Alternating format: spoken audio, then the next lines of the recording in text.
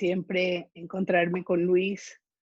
Em, me encanta su capacidad de ser, de tener esa capacidad de síntesis y ser tan claro para todos los temas que tienen que ver con nuestros movimientos emocionales. Así que es un gusto. A Luis lo conozco hace muchos años. Tuve la oportunidad de formarme con él en liberación de memoria celular.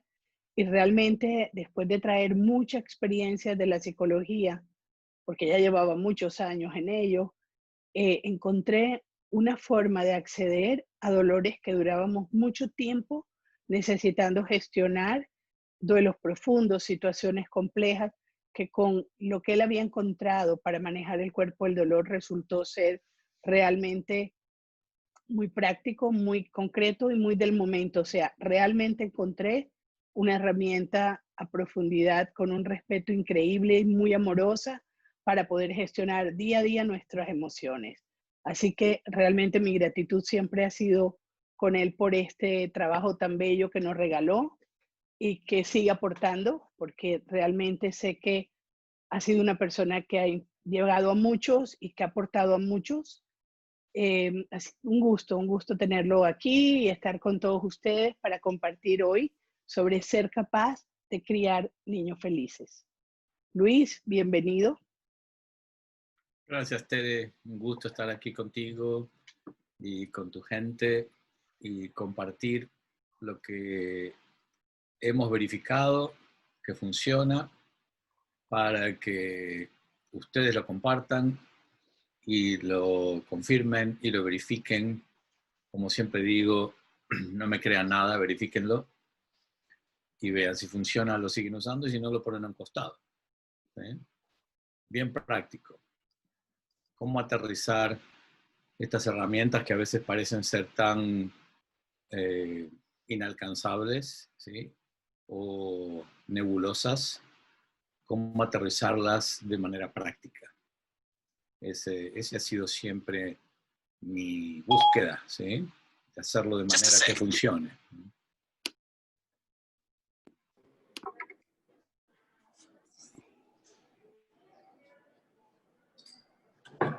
Y justamente conectado con lo que tú decías, Tere, de las herramientas para liberar el cuerpo del dolor que utilizamos en liberación de la memoria celular.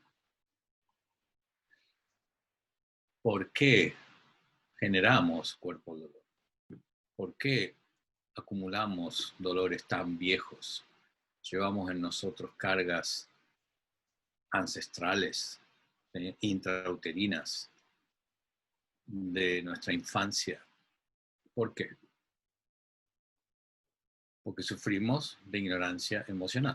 No sabemos cómo manejar nuestro mundo emocional, qué hacer con esas cosas que sentimos. No tenemos la información ni la capacidad desarrollada de utilizar esa información de manera práctica y útil. Tenemos una cultura que está basada en lo mental, en lo racional, en lo intelectual, en lo académico y que disminuye, desprestigia a las emociones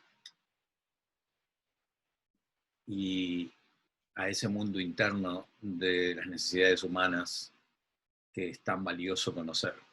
Al no meternos en ese mundo, porque todo lo que no se conoce le tememos, al no meternos en ese mundo, cometemos errores que pagamos muy caros, ¿sí? Que justamente estamos hablando aquí de cómo criar niños felices, ¿sí? ¿Y cómo criar niños felices? Bueno, tenemos que salir de esta ignorancia emocional que hace que metamos la pata sin darnos cuenta, ¿sí? El famoso regar las plantas, atender las plantas y un día descubrir que hay gasolina en el agua, ¿sí? Y por eso las plantas no crecen, se enferman y algunas se mueren. Entonces no me estoy dando cuenta del material tóxico que yo tengo en mí, que lo comparto con la gente que amo, con la convicción de que lo estoy haciendo de la mejor manera. Y lo que estoy haciendo de la mejor manera es repetir e imitar patrones que hemos recibido de nuestros padres, ellos de sus padres, y así sucesivamente por varias generaciones.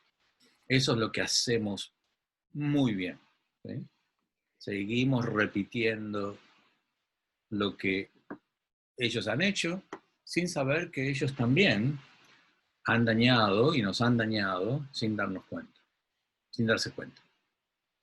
Sí, Luis, podríamos decir que la ignorancia emocional es la peor pandemia que hemos tenido como humanidad.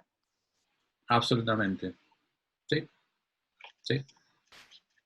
Y ha durado por siglos y siglos y siglos porque nadie la detecta. ¿Sí? No hay personajes que estén diciendo, hey, presten atención a eso, ¿sí? Eso O es porque tóxico. también puede ser porque le damos mucha más importancia al mundo de la forma, al cuerpo físico, a lo biológico, al tener, al hacer, a lo que es observable, y se nos olvida lo esencial. Yo creo que en este mundo, como hemos tenido el enfoque, ha estado fuera de nosotros mismos, por eso las emociones no las podemos contactar y no nos damos cuenta de que están dándose y que la vida se experimenta es a través del sentir, no a través del pensar, no a través del hacer. Ahí yo creo que esta parte de, de esta gran problemática como humanidad. Uh-huh. Sí, hemos ignorado o ser indiferentes al mundo emocional. Cuando estamos sintiendo emociones desde el momento en que me despierto, ¿sí? Si me dijeras, bueno, sientes emociones una vez al año, una vez al mes, ¿sí? Pero algo que sentimos constantemente y que está constantemente cambiando, ¿cómo es que no hemos desarrollado esas habilidades? Eso es algo que cuando yo me di cuenta, dije, bueno, esa es la razón por la que existen tantos psicólogos y psicoterapeutas y hay tantos problemas de salud y tantos problemas de salud mental y de comportamiento y de relaciones. Esto es la razón por que herimos a nuestros hijos sin darnos cuenta. ¿Sí? Es absoluta, total ignorancia. Que bueno, esperamos empezar a revertir. De hecho, tenemos unos lindos planes contigo, Teresa, para, para empezar a revertir esto y empezar a colaborarnos con herramientas prácticas, ¿sí? No con teoría. ¿Sí? La idea de nosotros, de alguna manera, mantener estos conversatorios y poder además seguir luego con algún tipo de programa, de círculos para desarrollar nuestra inteligencia emocional como padres, como maestros, como adultos, yo creo que es realmente una apuesta a poder empezar a vivir de otra manera, porque de esta manera mecánica, automática, lo único que estamos es generando exponencialmente, y aquí sí, como tal como el virus que estamos atravesando, ha sido el virus de la ignorancia emocional y del no estarnos pudiendo colocar en el lugar que somos y estamos, y entonces como sistema seguimos generando patrones repetitivos, más de lo mismo, y el dolor y el sufrimiento mientras exista en este planeta, pues realmente nadie va a tener un verdadero bienestar. Uh-huh. ¿Qué podríamos decir frente al tema del educar a los niños, Luis? Uh-huh. Mira, esta es una pregunta que recibo siempre. Cómo dar la educación emocional a los niños, cómo aumentar la inteligencia emocional de nuestros niños, de nuestros hijos, adolescentes. Y mi respuesta es siempre la misma. Te tienes que dar esa educación emocional a ti mismo. Porque imagínate que tú estás educando a un niño emocionalmente, digamos que tengas el libro más avanzado que exista en inteligencia emocional para niños, y, y tú no lo aplicas, ¿sí? Ahora vamos a nombrar 3 o 4 cositas para que se den cuenta de qué estamos hablando. Entonces, el niño está estudiando algo que ve que sus mayores no aplican. ¿Eh? Digamos que eres una maestra de grado y que quieres llevar inteligencia emocional a tus alumnos. Bueno, tú hablas, tú actúas, tú tienes comportamientos, tú dices cosas que denotan tu nivel de baja inteligencia emocional o de total ignorancia emocional. Los niños ven eso, la incoherencia de recibir una enseñanza y de ver que los que imparten la enseñanza no lo aplican, es un sabotaje soberano que les diría ni siquiera empiecen, ¿sí? Porque lo que entra en el niño es la incoherencia, ¿sí? Y terminan dándose cuenta, bueno, ok, esto es algo teórico que me dicen, pero en realidad mis padres no lo aplican. Entonces terminan hasta inclusive despreciando a la inteligencia emocional porque no es algo que apliquen y bueno, los mayores son hipócritas, ¿sí? Entonces, eh, fíjate que ha habido un trabajo, un proyecto social muy grande en Estados Unidos, en la Universidad de Yale, en donde crearon el laboratorio de inteligencia emocional. Esto estoy hablando hace ya como 10 años atrás. Y el proyecto fue trabajar con 500 escuelas. ¿Sí? Pero la condición de a todas las escuelas era que el director de la escuela, los administrativos, las maestras, el jardinero, el cocinero, cualquiera que estaba en la escuela alrededor de los niños, esas personas tenían que tomar el programa. Entonces, esto les da la dimensión de lo que estamos tratando, ¿sí?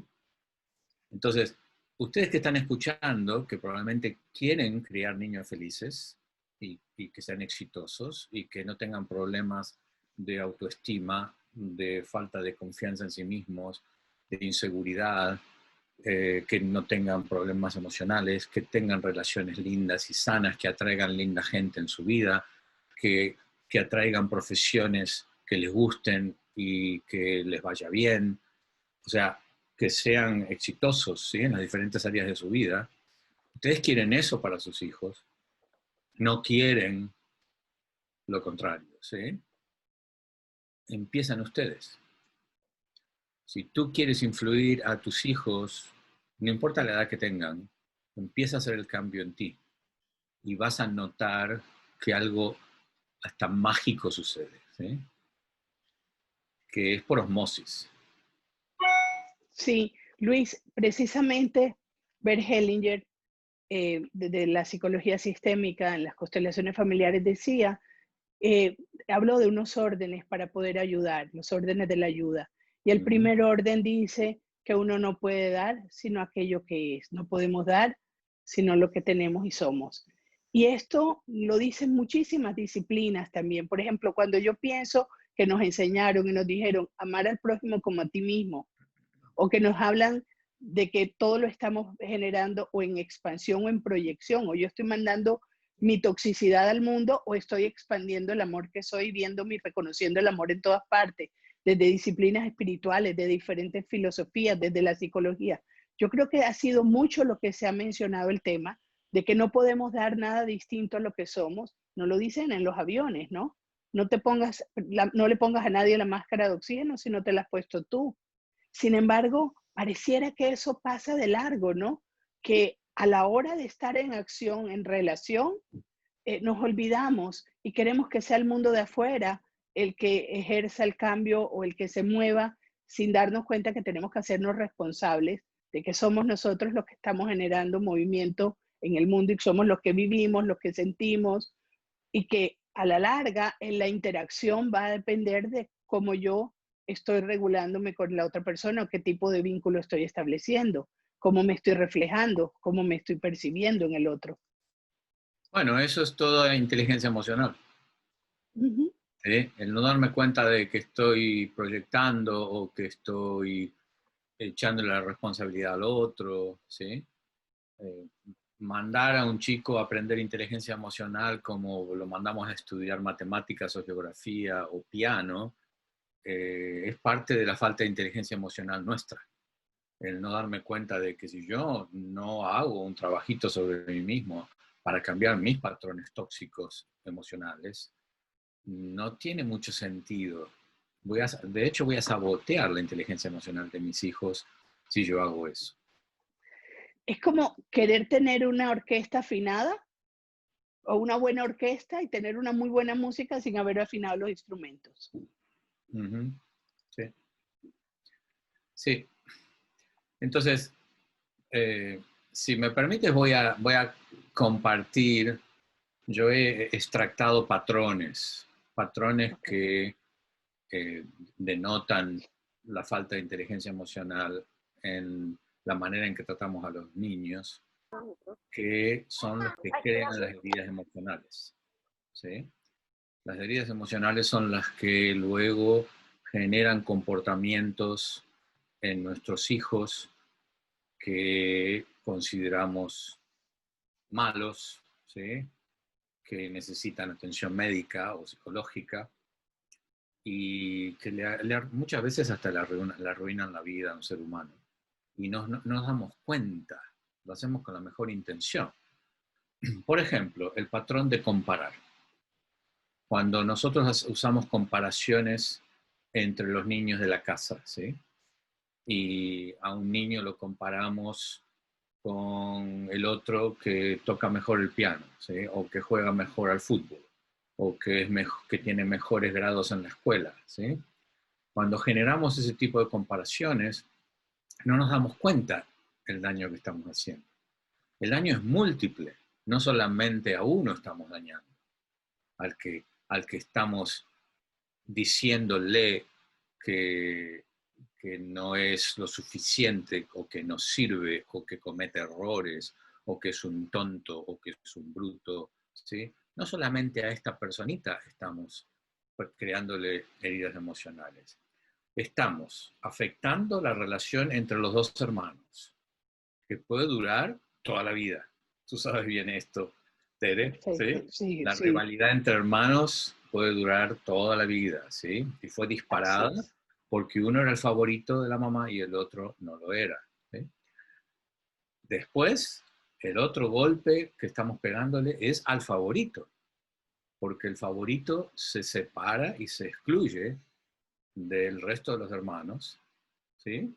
Y muchas veces, no siempre, pero muchas veces te debe haber pasado que el favorito siente culpa y siente vergüenza por lo que sufrieron sus hermanos, porque a él o a ella le dieron lo mejor, los mejores juguetes, los mejores premios, los mejores estudios, ¿sí? Las favorecieron y ellos veían cómo sufrían sus hermanitos, ¿sí? Entonces esa culpa dura toda la vida. Ahora, esa mamá o ese papá que está usando comparación, lo está usando creyendo que funciona, ¿sí? Porque si yo te digo, mira a tu hermano, qué bien que le va y qué bien que lo hace, ¿por qué no te comportas así? Etcétera. Me creo que estoy motivando a este niño a que cambie y mejore, ¿sí?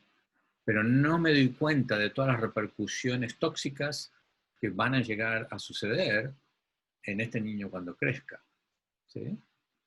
Entonces, hay mucha ignorancia, porque si esta mamá o este papá supiera lo que está haciendo ahora, lo deja de hacer inmediatamente, Ujú. ¿sí? Si pudiera ver el futuro de ese hijo, lo deja de hacer inmediatamente, porque esa mamá y ese papá realmente aman a ese chico, pero están regando con agua, con gasolina en el agua, ¿sí? No saben lo que están haciendo. Ahora, esa era la manera en que fueron ellos educados en su casa y en lo que fueron educados sus padres en sus casas, ¿sí? Entonces, este es un pequeño ejemplo, el patrón de comparación, ¿sí? Que lo hacemos con la mejor intención. Existen otros patrones de este tipo, que es, por ejemplo, el juzgar y criticar, ¿sí?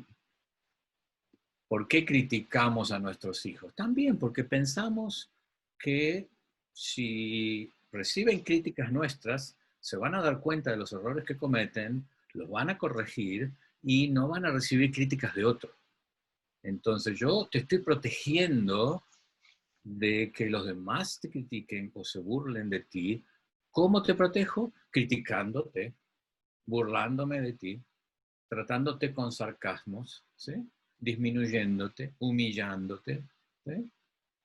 Mi Sí, intención pero es beneficiarte.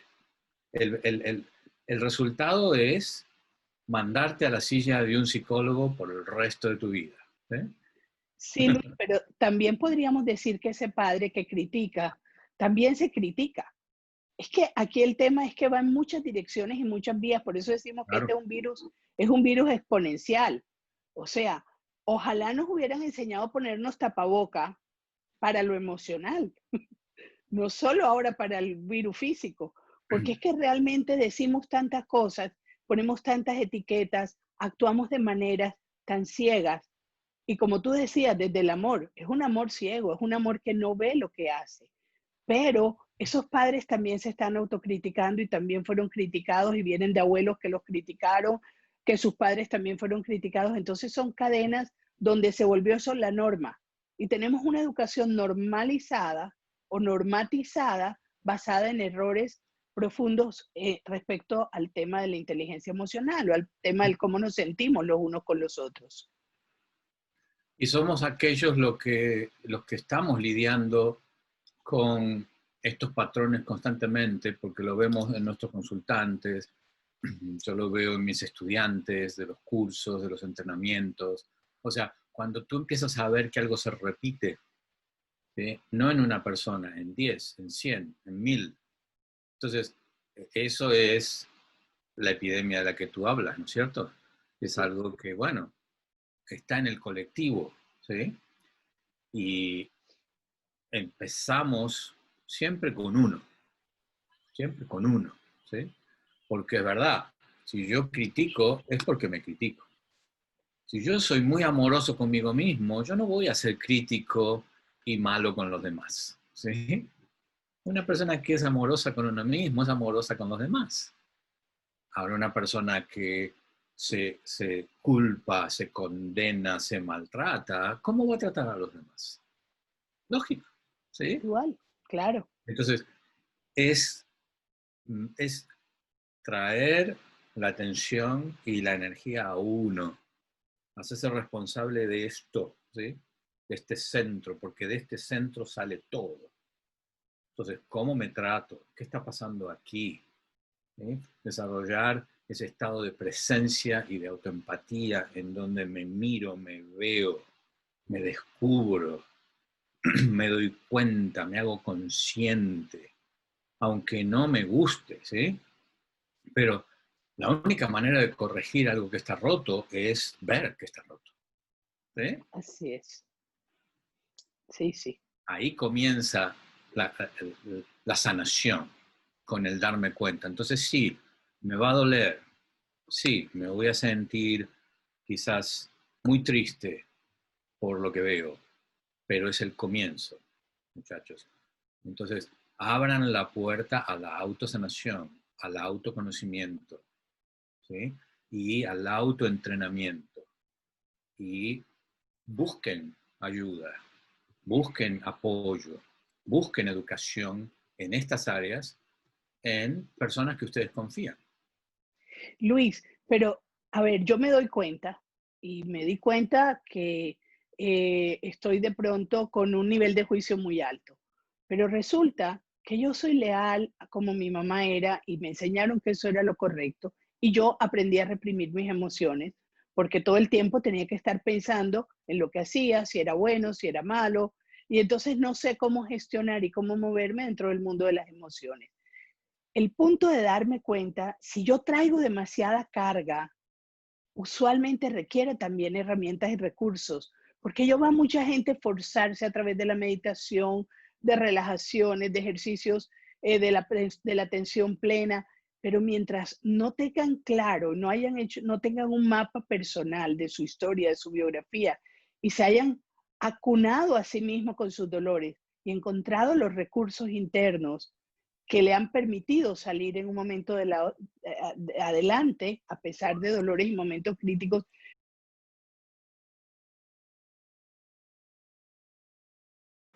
Hola, ¿cómo estamos? Bueno, a ver si aquí vamos llegando para encontrarnos luego de este movimiento que la vida nos pidió. Así que bueno, vamos a esperar ya que Luis se conecte. Estamos a la espera de que él entre para continuar con nuestro conversatorio. Y bueno, aquí voy llegando, voy viendo que van comenzando a entrar. Sandra Patricia, Natalia, Nadie. Vamos a ver.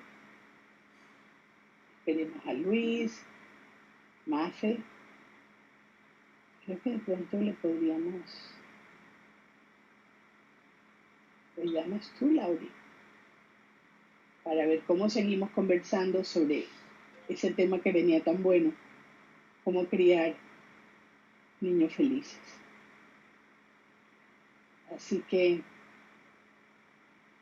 Luis me confesó que no había estado nunca en un live por Instagram, así que estamos esperando que se pueda unir. La dirección IG.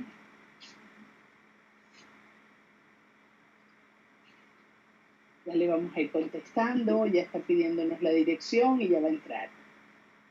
Hola María Claudia, estás aquí, te vivo con bucha, mi favorito. Liliana, ¿cómo estás? Calla, qué gusto tenerlos a todos. Bueno, ya falta muy poquito para que podamos volver a nuestra conversación, para que volvamos a este lindo grupo en el que veníamos compartiendo sobre el hecho de poder el ser capaces de criar niños felices. Cómo los padres necesitamos atravesar nuestra ignorancia emocional para poder realmente aportar a nuestros hijos una salud mental que les permita lograr tener fortalezas para la vida, cómo liberarlos de sufrimiento. Básicamente es cómo podemos cambiar estos patrones de sufrimiento en los que hemos estado tan amarrados durante tantas generaciones, porque finalmente es unas tras otras viviendo en condiciones de repetición, de dolores y de dificultades que no son necesarias. Y bueno, qué mejor que Luis Díaz para este tema, ya que es una persona con mucha experiencia en el tema de cuerpo de dolor, de manejo del dolor, de todo lo que es liberar las memorias de dolor.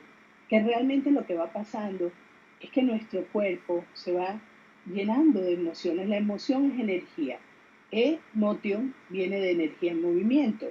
Y esa energía que va circulando en nosotros, cuando surge un sentimiento, pues necesita moverse, necesita salir, necesita dejarse libre. Y lo que hacemos normalmente es negarla. Entonces nos contraemos, reprimirla, nos contraemos y desde ese punto de contracción lo que comienza a pasar es que vamos guardando y acumulando y nos vamos metiendo como metiendo en una muralla, generando murallas para nuestro corazón. Y en esas murallas en las que estamos inmersos, empezamos a no sentir. Y al no sentir, no nos conectamos ni con el amor ni con el dolor. Empezamos a estar llenos de dolores, de tensiones, de cansancio, de sufrimiento, buscar la manera de compensar de muchas formas. Y esto realmente se va acumulando a lo largo de la vida en nuestra memoria. Y empezamos a reaccionar al mundo y a las circunstancias que vamos teniendo a través de esas memorias. Cualquier cosita nos estimula esa memoria e inmediatamente salimos a reaccionar. Desde un lugar que no tiene que ver con el momento actual, sino con el pasado, con lo que traemos guardado y acumulado. Efectivamente, unos padres que vienen con cuerpos del dolor muy expandidos, que traen mucha carga, pues sencillamente no van a estar con su energía disponible para los niños. Porque los niños necesitan una energía muy abierta, muy expansiva, muy lúdica, una energía creativa, y esa energía no se va a estar moviendo en la medida en que nosotros no podamos estar disponibles para ellos, ¿no? Entonces, qué bueno saber que contamos con recursos y herramientas hoy en día y que dentro de esas herramientas está de alguna manera el tema de la memoria celular y tema de cómo desarrollar la inteligencia emocional.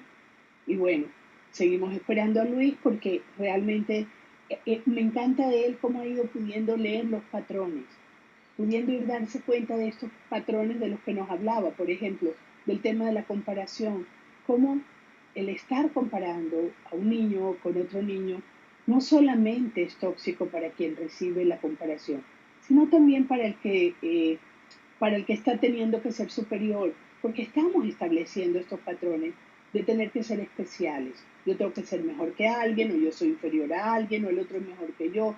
¿Y qué competencia que genera esto?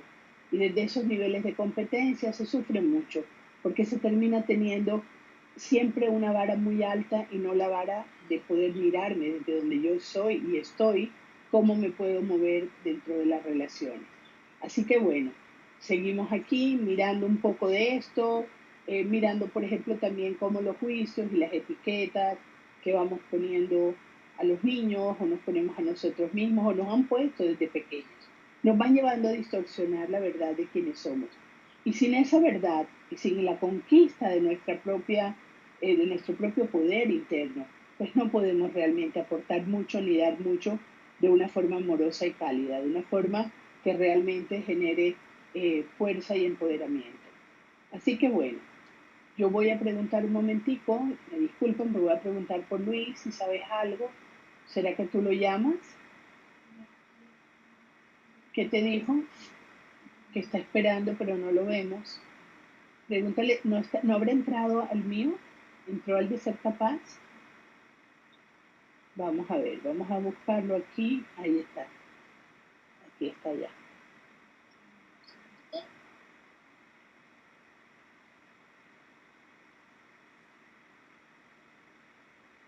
Ya está. Bueno, ya vamos a tenerlo pronto. Ya por lo pronto entró. ¿No te lo agarras? No, esto ha sido bastante extraño en el día de hoy, ¿no? Como si nos estuvieran aplazando la cita. Yo creo que ya se fue, ¿no? Ok, ya. Ok, ya pudimos darle entrada a Luis. Así que bueno, aquí vamos a seguir en este periplo de día. Luis, esto ha sido sorprendente. ¿A qué jugó la vida hoy? ¿Ah? ¿Tienes idea? Bueno, a mí me ha pasado un par de veces ya en el pasado, o sea que en cuanto lo vi, ¿a ti no te pasó nunca? Primera vez. ¿Viste? Yo me Siempre estoy una primera entrenando. vez. Me estoy entrenando. En vez, ¿por qué no sabotean el hablar de que los niños puedan ser felices? Bueno, estaba haciendo un poquito el recuento, esto de cómo llevamos el cuerpo del dolor, Luis, en la contracción del cuerpo, cómo las memorias las vamos llevando ahí aplazando, ¿no? Dolor sobre dolor y al final del día nos volvemos muy reactivos y esto no nos permite tener la energía disponible para los niños, para lo lúdico, para lo creativo, para lo afectivo, porque estamos demasiado encerrados, tensos dentro de todo lo que hemos ido acumulando a través de nuestra memoria celular, ¿vale? Y bueno, te dejo porque ahí donde habían cortado en este momento. Estábamos hablando de los patrones. Sí. Sí, yo les había contado un par de patrones que son tan comunes, ¿no? Hay muchos más. De hecho, ahora el 17 de septiembre voy a tener el comienzo de un programa que es justamente cómo proteger a nuestros hijos de las heridas emocionales y vamos bien profundo en cada uno de estos patrones y cómo cambiarlos, ¿no? Pero mira, pasa por el patrón cultural de utilizar nuestro lenguaje y nuestras acciones para generar vergüenza o culpa en el otro. No sé si se han dado cuenta de lo que acabo de decir. Cualquier cosa que tú hagas, que tú digas, con la intención de generar culpa o vergüenza en el otro, es parte de este patrón tóxico. Entonces, la comparación que les decía antes entra ahí, el juzgar y criticar, el sarcasmo, el burlarse de los niños, entra en eso, ¿sí? Cualquier comportamiento hipercontrolador, como son los padres de helicópteros que le llaman, que están todo el tiempo dando vuelta alrededor del niño, a ver qué está haciendo, cómo lo hace, que lo haga bien, que no se equivoque, ¿sí? Y darle a hacer más cosas y más tareas y más actividades, y si no lo hace bien, criticarlo, y si no lo hace bien, sacárselo de la mano, y eso lo hago yo, ¿sí? Ese comportamiento, que es muy común hoy día, es un comportamiento que termina haciendo sentir al chico culpa y vergüenza. ¿Y por qué? ¿Por qué la culpa y la vergüenza son tan tóxicas? Porque instalan el programa en el niño de que tengo que ser de esta manera para ser querido, o ser querido más, o para que no me dejen de querer, ¿sí? Entonces el condicional es, sí, ok, entonces si soy bueno tocando el piano como mi hermanito, me van a querer más. Si bajo de peso, me van a querer más, ¿sí? Si me recibo de abogado como mi mamá quiere, mi papá quiere, porque él es abogado y toda la familia son abogados, me van a querer más. Aunque yo quisiera aprender, no sé, poesía, ¿sí? O ser un científico, ¿no? Pero si soy abogado me van a querer más, ¿eh? O no me van a dejar de querer. Esa es la clave del niño, del centro de la autovaloración y la autoestima. Entonces, cuanto más chiquitos somos, más vulnerables somos al afecto, al cariño, a la amorosidad o a la falta de, ¿sí? Entonces, cuando el amor que me dan, que yo me imagino, el amor que me dan depende de una acción o un comportamiento que yo tengo que corregir, entonces se convierte en condicional. Y ahí viene la culpa y la vergüenza. Entonces, ok, mi mamá me dejó de hablar cuando yo le dije que yo quería aprender a tocar el piano, y ella lo que quiere es que yo sea un científico. Mi mamá me dejó de hablar, el silencio que ella está usando me está castigando a mí, ¿sí? Entonces ese es otro patrón, el patrón de silencio, ¿sí? Uso el silencio para decirte que tenés que corregirte, que lo que hiciste está mal, que no debería ser así, ¿sí? Entonces, siempre que el niño o el adolescente se queda con culpa o vergüenza, estamos instalando el virus, y está el comienzo de la herida emocional, que luego lo va a seguir por el resto de su vida, generándole inseguridad, generándole frustración, generándole impotencia, ¿sí? Y va a tener que corregirlo, si lo corrige, pagando mucho dinero a terapeutas como nosotros, ¿sí? Personas que se encargan de ayudarlos a sanarse. Pero ¿por qué llegar a ese punto cuando podemos evitar?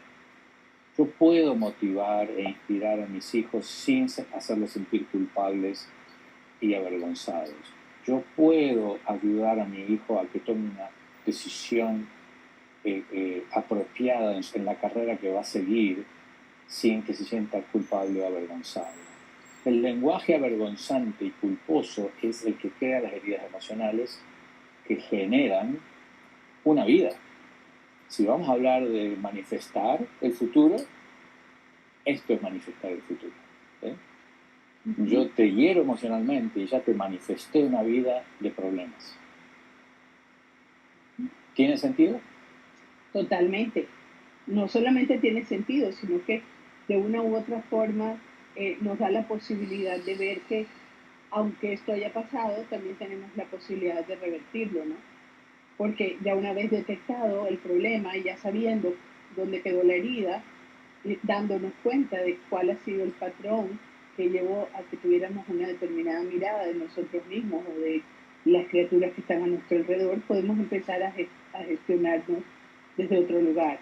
Sí, este es un buen punto. A mí me preguntan, bueno, mis hijos ya son grandes, mis hijos ya son adolescentes, ya son jóvenes adultos, ¿qué puedo hacer? No puedo hacer nada, ya está, ya pasó. No, puedes hacer mucho, muchísimo se puede hacer, ¿sí? estamos hablando aquí de cómo prevenir, ¿sí? Pero una vez que sucedió, hay cosas que se pueden hacer que son muy efectivas y generan cambios casi inmediatos. Porque como padres nos preguntamos muchas veces, como padres de hijos adultos, nos preguntamos muchas veces, ¿por qué esta distancia con mis hijos? ¿Por qué no me cuentan sus cosas? ¿Por qué no me visitan? ¿Por qué les tengo que rogar que vengan, que me traigan a los nietos? ¿Sí? ¿Por qué yo no sé lo que está pasando en su vida? ¿Por qué me ocultan información? ¿Por qué? Porque te están pasando la factura. Inconscientemente, ¿sí? Pero te están pasando la factura del dolor que vivieron contigo cuando los comparabas, cuando los criticabas, cuando eras indiferente a ellos, cuando no validabas sus sentimientos, etcétera, etcétera, etcétera. Yo creo que ahí tocas un punto muy importante, Luis, la validación de los sentimientos. Es increíble ver, y yo te juro que para mí fue muy fuerte cuando me di cuenta en mí misma, porque ni siquiera reconocía las invalidaciones emocionales en mí.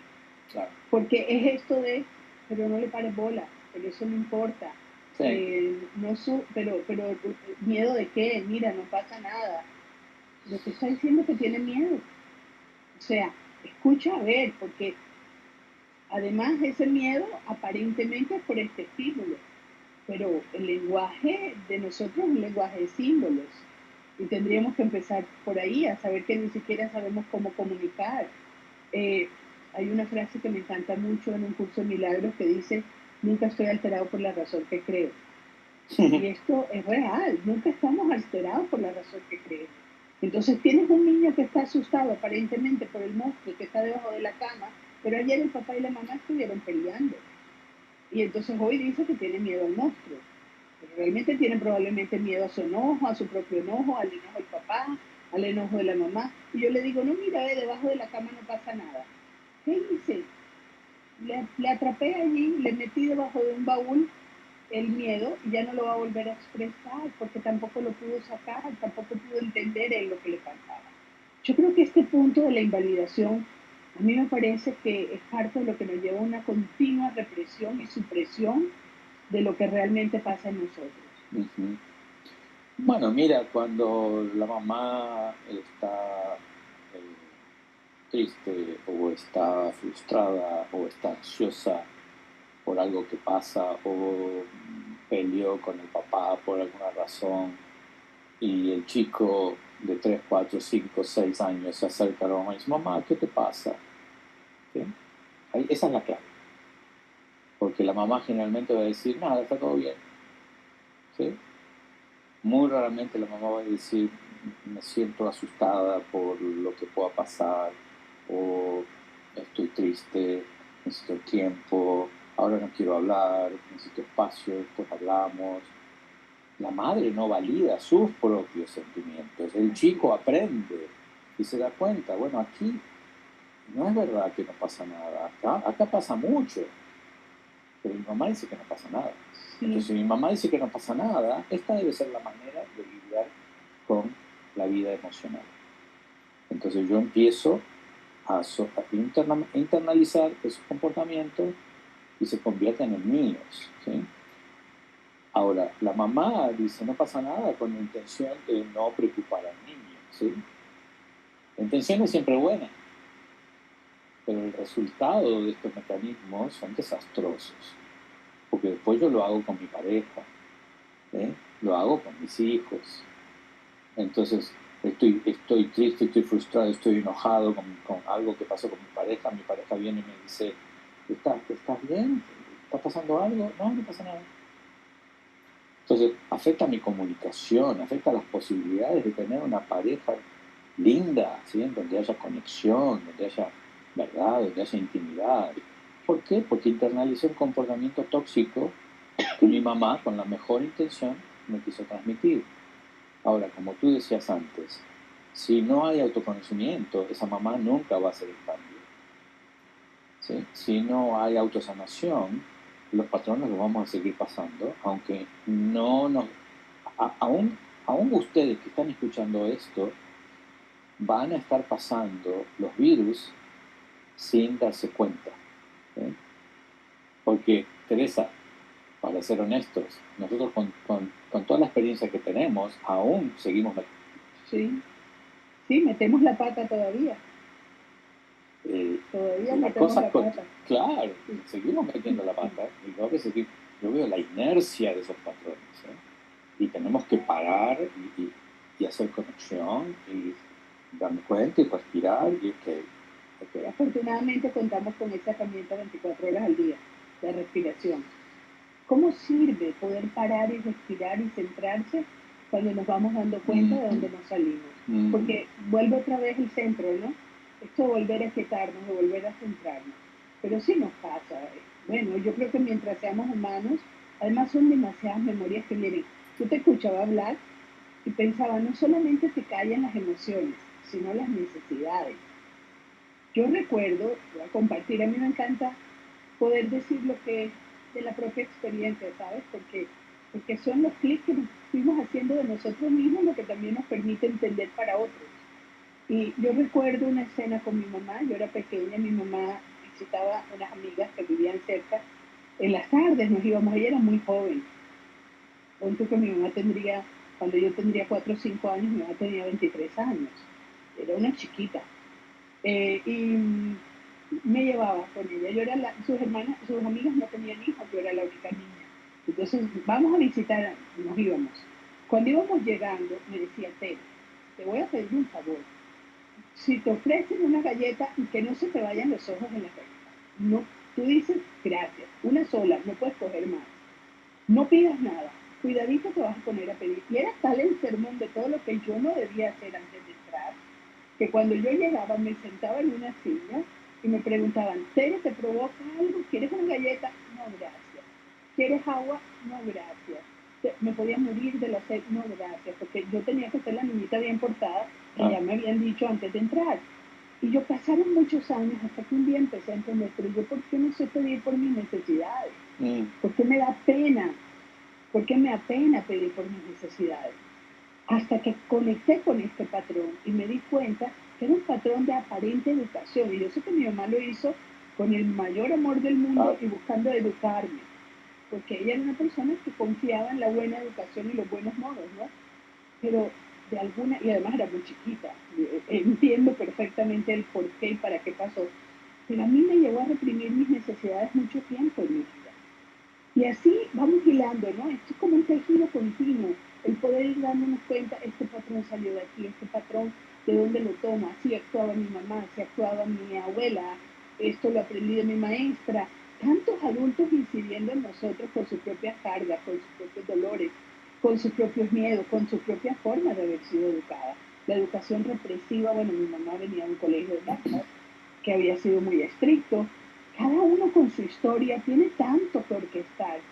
Y luego queremos que todo nos salga perfecto con los hijos, pero ¿cómo? Si nosotros venimos de la imperfección todos. Así que la tarea es estar continuamente trabajando en nosotros mismos, porque es la única manera de poder ir aportando mejor. Ese es otro de los patrones, ¿no? La perfección, querer que todo salga bien. Ese es otro patrón que denota falta de inteligencia emocional, una enorme ignorancia emocional. Fíjate que todo lo que se ha inventado, desde el teléfono que tienes en la mano, la computadora, el automóvil,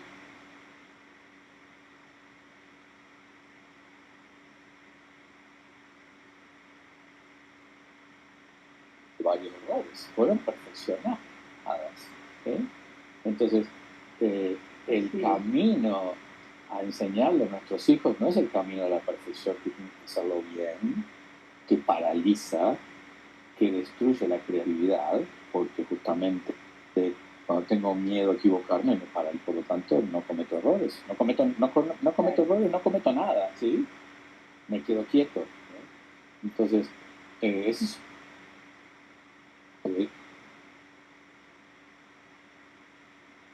tóxico. En realidad lo que le tenemos que enseñar es imperfecto. Es, sí, equivócate y equivócate rápido. Y por eso, ¿sí? Cuanto más rápido te equivoques, mejor te va a ir, ¿sí? Y vas a ir corrigiendo.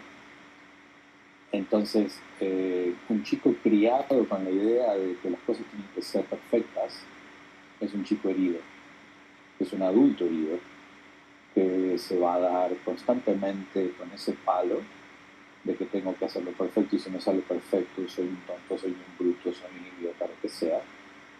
Y va a tratar así a otros. Entonces imagínate a alguien criado con la perfección, cómo trata a los demás y cómo le va a ir en sus relaciones,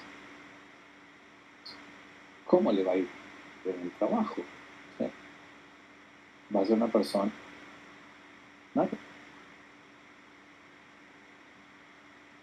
sola, muy aislada, muy excluida, porque ¿quién quiere estar alrededor de un perfeccionista? ¿Sí? Los patrones son vidas de cuenta. Por Además, eso es ¿cómo tan sufren? que haya una educación. ¿Cómo sufren, no? ¿Cómo sufren los que tienen que hacerlo perfecto? Uh-huh. Sí. Uh-huh. Sí, porque en realidad es una superstición. ¿Sí?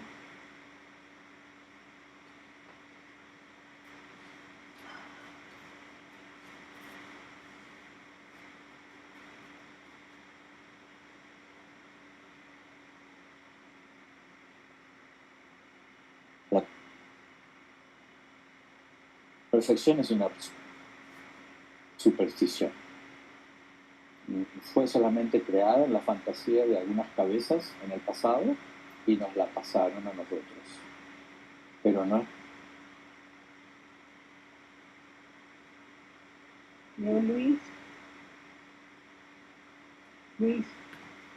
creo que se te está cortando la conexión, porque por momentos para la voz.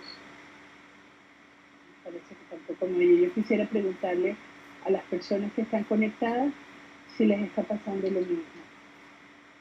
Sí, se va el sonido. Se va el sonido, Luis, por momentos.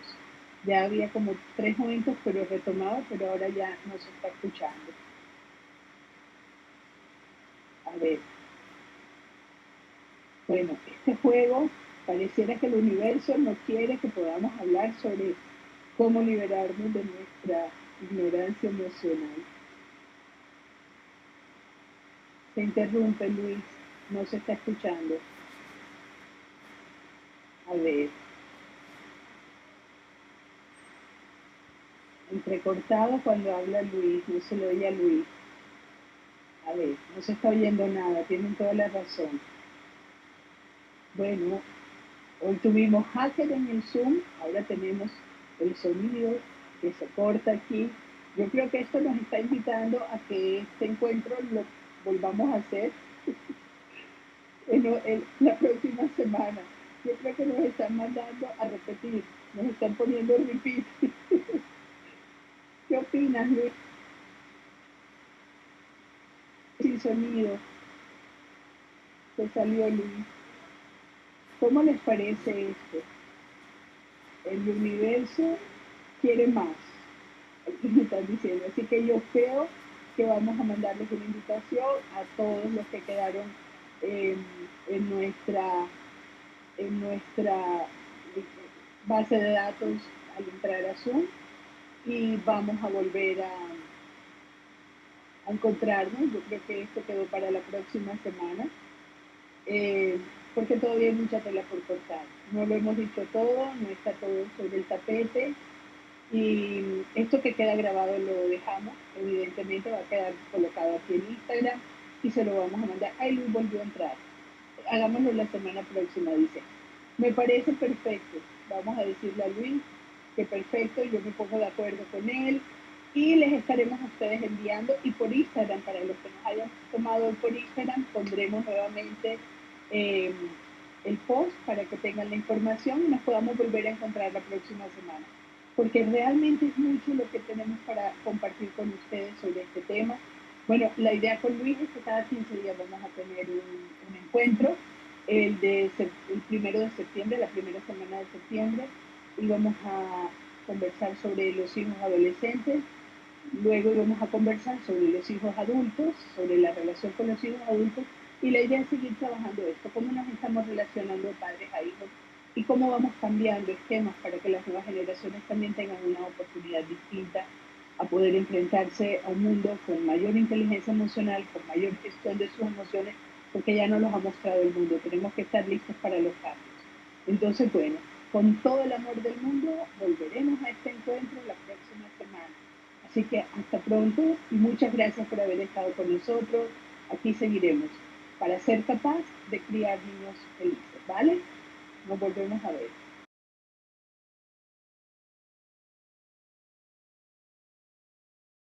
Cerrados y que tengamos que lidiar con todas las necesidades que tenemos en un pequeño apartamento a veces, ¿no? Entonces, los niños necesitan mucho apoyo, mucha escucha y a veces los adultos no están ahí para eso, ¿sí? Y las maestras o los maestros no están para eso porque están lidiando con sus propias historias, ¿sí?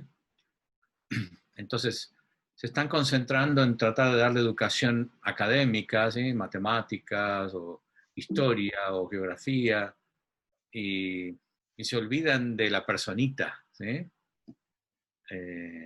Ya en chicos más grandes quizás sea diferente, en adolescentes, pero el apoyo emocional es muy importante. No se olviden de eso.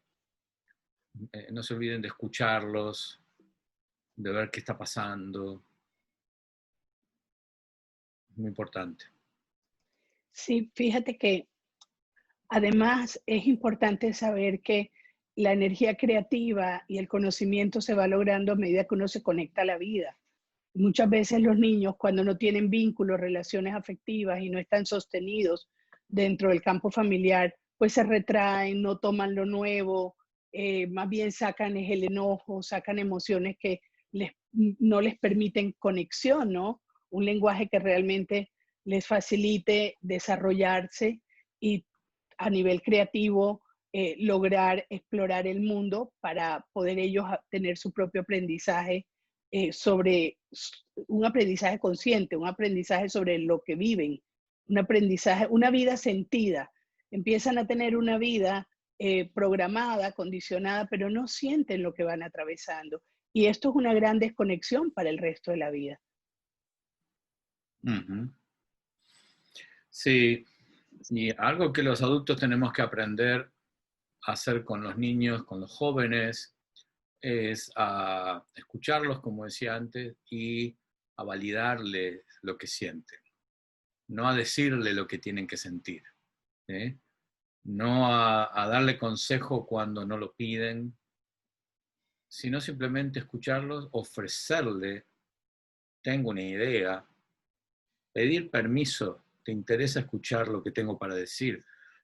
En lugar de, lo que pasa que lo que tú tienes que hacer es esto, ¿sí? Y ahí cortamos. Es muy importante la inclusión, en la conversación, el abrazar en la conversación y permitir. Y muchas veces, especialmente los que tenemos, como tú, como yo y como muchos que deben estar aquí, que tenemos mucha experiencia en cuestiones de comportamiento humano, nos tenemos que coser la boca, Tere. No Sí. sé si tú lo haces, pero yo con mis hijos me coso la boca. ¿Sí? No sabes cuánto tengo que respirar muchas veces. Claro, porque nosotros tenemos estrategias y consejos para todo el mundo, ¿sí? A nosotros nos sobra eso. Entonces, cuando se trata de nuestros hijos, yo aprendí a coserme la boca, porque cuando empecé a pedir permiso años atrás, al principio no pedía ningún permiso, les decía lo que tenían que hacer y cómo lo tenían que hacer y les resolvía la vida, ¿sí? Después aprendí a pedir permiso, ¿no? ¿Te interesa escuchar lo que tengo para decir? Tengo algunas ideas. Y me sorprendió la cantidad de veces que mis hijos me decían, no, papá, no me des ningún consejo, no quiero escuchar, simplemente quiero que tú me escuches. Y ahí empecé a darme cuenta, wow, el poder de pedir permiso, ¿sí? y darme cuenta que no, lo que mi hija en este momento necesita es ser escuchada, no que le diga y le resuelva la vida, ¿sí? Y ha sido muy lindo ese camino recorrido porque con el tiempo yo veía que ellos encontraban sus respuestas, ellos encontraban sus salidas, ¿sí? A la situación, cualquiera sea el problema que me contaban. Quizá no lo encontraban tan rápido como yo quisiera, quizá no lo encontraban de la misma manera en que yo lo había encontrado, pero ellos encontraban su manera. Y eso es empoderante. Entonces, coserse la boca. Y bueno, eso en niños más grandecitos. En los niños muy pequeños, para los papás eso es muy difícil, porque es que este no de los 2, de los 3 años, no hagas, no cojas, no brinques, no saltes, no te montes, es casi que los papás lo sienten como sobrevivencia. Y Claro. eso hace muy difícil que realmente se aprenda cuál es el límite, en dónde sí y dónde no. Por eso, para que los padres tengan ese discernimiento, se requiere que los padres tengan una muy buena inteligencia emocional. A mí me gustaría que habláramos un poquito de esto. La vez pasada en el conversatorio tú hablabas de la ignorancia emocional, cómo marcaba tanto la vinculación con los hijos. Y yo creo que ahí es importante ese punto, porque tener el filo para saber en qué momento ya se van soltando y en qué sí se les acompaña y se les apoya para que ellos descubran y en qué se les orienta cuando son muy chicos, ese filo allí es, requiere de alguna sabiduría de parte de los padres. Bueno, lo que más sorprende, la semana pasada entrevisté a Carolina Gemián, que es maestra, o sea, es docente, es entrenadora de docentes y ha hecho todo un camino recorrido en la nueva pedagogía, ¿sí? Y son muchas más las cosas que tenemos que dejar de hacer que las cosas que tenemos que hacer. Generalmente los padres preguntan, bueno, ¿pero qué tengo que hacer? No se trata tanto de lo que tienes que hacer, sino de lo que tienes que dejar de hacer. Por ejemplo, en este caso que te acabo de contar, dar consejo no pedido, por ejemplo, ¿sí? Así es. Entonces, dejar de hablar lo que no se te pide, ¿sí? Pero bueno, hacemos un montón de cosas con los niños desde muy chiquititos que lastiman su autoconfianza, la seguridad en sí mismo, la autoestima, la autovaloración, y no nos damos cuenta, ¿sí? Por ejemplo, el compararlos, el criticarlos, el burlarnos de ellos o hacer chistes acerca de que sean gorditos o que no son buenos para jugar al fútbol o que no tocan el piano tan bien como deberían o lo que fuere. Usamos sarcasmos, ironías, usamos la indiferencia. A veces los niños vienen a hablar con nosotros, nos quieren contar algo y nosotros estamos ocupados con la computadora o con lo que sea que estamos ocupados y no les contestamos. Patrones como estos que se instalan en una familia pueden llegar a ser muy nocivos, porque el chico que se acostumbra a que no es escuchado, a que no es incluido, empieza a generar en sí mismo la imagen de sí mismo de que no soy importante, lo que yo tengo para decir no tiene importancia, no vale, nadie me escucha, no existo, ¿sí? Soy invisible. Y nosotros no nos damos cuenta, nosotros estamos ocupados con lo nuestro, ¿sí? Y lo que le estamos demostrando al chico es, no mereces ni siquiera un segundo de mi tiempo, ¿sí? Y después está el padre que hace todo lo contrario, o la madre que hace todo lo contrario, que les llamamos los padres helicópteros, que son los que están todo el tiempo alrededor del hijo. ¿Qué haces? ¿Qué no haces? ¿Qué dices? ¿Cómo lo haces? ¿Cómo lo puedes hacer mejor? ¿Sí? Y el hipermanejo de la vida del chico, ¿sí? En donde no le doy espacio para que tome decisiones propias, para que se equivoque. Este es un gran tema. Y el poder del error, ¿verdad? ¿Cuánto se aprende del error? ¿Y cuánto se trata de evitar que los hijos se equivoquen? Sí. Que pierdan el año, que no que les vaya mal en una materia, que cuánto evitamos los fracasos, cuánto evitamos. Y resulta que en el arte de errar está realmente la gran construcción de aprendizaje. Es una gran ganancia todos los recursos que a partir de un error se logran, porque realmente allí se encuentra el punto límite para el aprendizaje. Y el empoderamiento, el Claro, crecimiento, la experiencia, ¿sí? Yo les digo todo lo contrario, yo les digo, equivóquense mucho y equivóquense rápido y corrijan, ¿sí? así Entonces, es. en ese corregir, en ese lanzarme, porque ¿qué es lo que sucede cuando yo instalo en el chico la creencia de que no se puede equivocar? El miedo a equivocarme. ¿Qué sucede? La parálisis. No hago nada. Antes de equivocarme no lo hago, ¿sí? ¿Y cuántos adultos ustedes conocen o ustedes mismos les sucede que muchas veces están paralizados en su vida, ¿sí? No se mueven? Y hasta van al terapeuta porque están estancados y porque quieren mover. Pero tienen instalado el chip de que no hay que equivocarse, entonces o lo hago bien o no lo hago, entonces me quedo parado, no hago nada. Y la importancia, Luis, de la expresión. Nosotros como seres conscientes, bueno, desde que nacemos, como seres vivos, tenemos el gran potencial de la expresión para nuestra verdad. Resulta que si nosotros no dejamos que el niño se exprese, si nosotros lo anulamos de alguna manera, estamos rompiendo con la posibilidad de que ese ser logre su propia experiencia, logre encontrar su propia verdad. Recuerdo, por ejemplo, hay una frase de Jesús que dice que la verdad os hará libre. Y yo me pregunto muchas veces cuál verdad, si pasamos es diciendo lo que otros nos dicen que hagan, ¿y dónde está mi verdadera verdad? ¿Y dónde está esa libertad?